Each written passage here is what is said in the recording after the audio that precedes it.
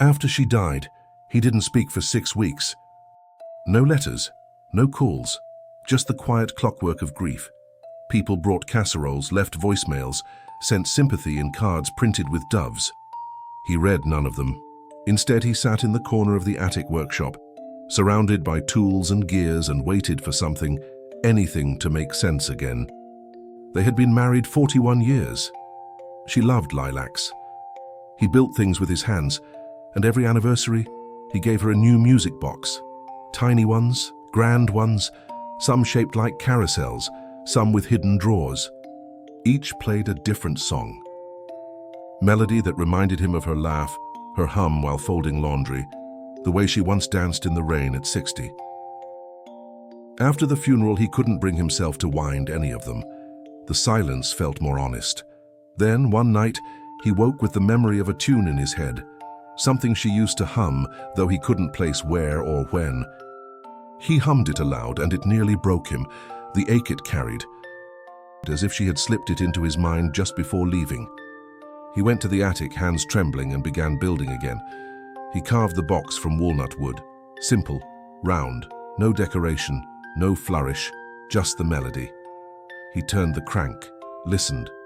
It was close, but not quite right, so he tried again. And again.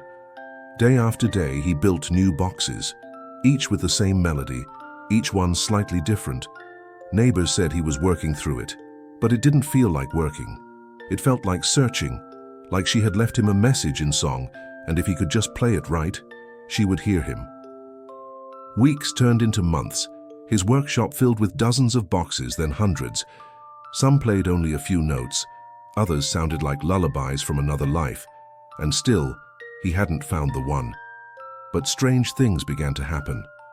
One morning, he woke to a box playing on its own. Another day, he found one open, though he had locked it the night before. He'd hear fragments of melodies in his dreams, and in one dream she stood at the foot of the stairs, smiling faintly, and said, "You're getting closer." That's when he began hearing them speak, not in words but in feelings. Each box he opened brought him something, a scent, a flash of light, the warmth of her hand in winter. They became windows, and through them she began returning to him. His house changed. It no longer felt like a shrine. It became a garden of sound, a home of echoes. He left teacups for her at night, lit candles in the window.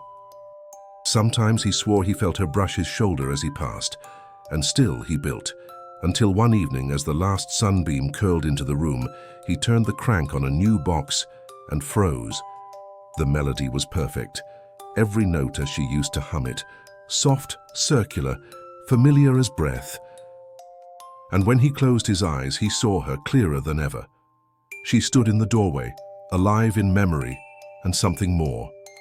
She did not speak, but he heard her all the same. "You found it." He placed the box on the workbench, hands still for the first time in months. There it was, the song. Not like he remembered it, but like he'd never forgotten. He didn't need to play it twice. It played through him now.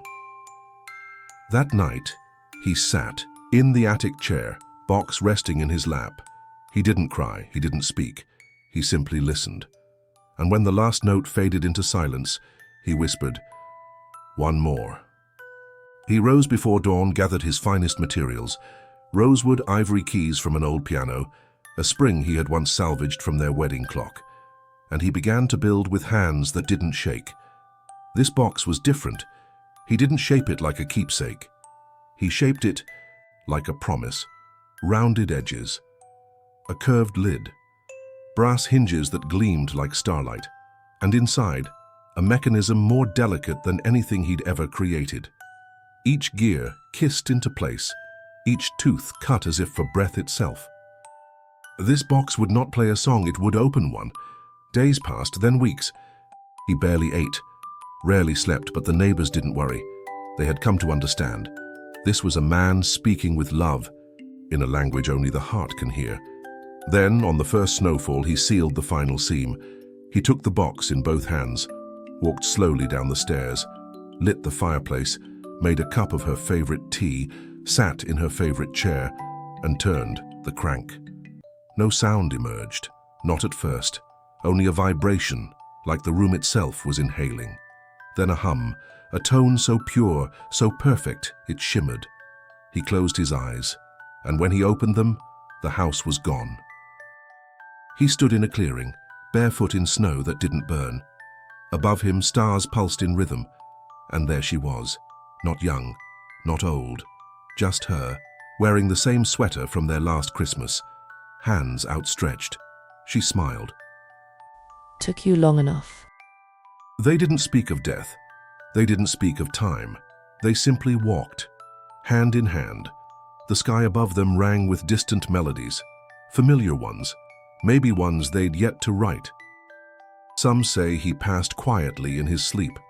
Others say the attic light never turned off again. That on still nights you can hear music playing from behind the eaves, but no one ever found the final box, only a note on the workbench, written in his careful hand. Some songs are meant to be heard only once and never forgotten. Years passed. A distant relative inherited the house, found the workshop exactly as he left it. They sold most of the boxes to collectors, but one remained, sitting by the window, always open. And though it made no sound, children often stopped to listen. Some said they heard a lullaby, others a laugh. One little girl said, "It sounds like love." Now and then, a wind moves through the trees near the attic, and the workshop creaks, not sadly, but like a house still remembering, still singing. If this story brought something soft into your night, a memory, a face, a feeling, please consider subscribing. It will help my channel grow. I'll be here with more stories like this, stories for grown-ups who still believe in magic. Thank you for listening.